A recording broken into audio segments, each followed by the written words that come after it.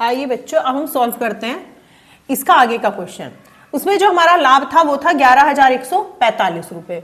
वो हमें बद्री, केदार, द्वारका और तीनों में बांटना था, लेकिन इसमें जो कंडीशन थी वो यह थी कि 6500 तक का लाभ तो बांटना है उनकी पूंजी के अनुपात में, और आगे का जो बचा हुआ है वो बांटना है समान अनुपात में। तो जो 6500 रुपए हैं वो हम उनके पूंजी के अनुपात में बांटते हैं। पूंजी थी 12,500 रुपए, 7500 रुपए और 6,000 रुपए। तो हमने वो जीरो सारी काट के उसके बाद हमने लगा दिया पॉइंट। तो 12.5 के 5 से तो हमने बांट दी बद्री की, तो 6500 गुणा 12.5 बटे में 26, क्योंकि जो अनुपात होता है ना उसी का जो योग होता है वो हमेशा भाग में रखा जाता है।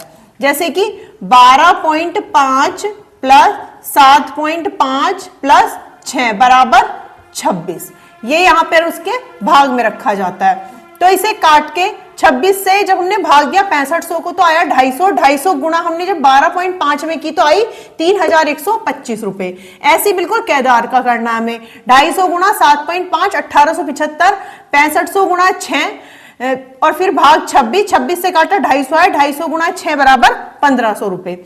यहाँ पे आ गया हमारा 1500। अब जो हमारी आगे की जो बचा हुआ जो लाभ है वो है 4,645 रुपए। उसे बांटना हमें समान अनुपात में। तो समान अनुपात हम ले लेते हैं 1:1:1 और इसका योग होगा 3। तो बद्री का लाभ जो है वो है 4,645 गुणा 1/3। ऐसी केदार का और ऐसे ही द्वारका का। जब हमने इसे भाग दिया तो आया 1548 रुपए 33 पैसे, 1548 रुपए 33 पैसे और 1548 रुपए 34 पैसे। ये हम डिजिट को पूरा करने के लिए यहां पर ले लेते हैं।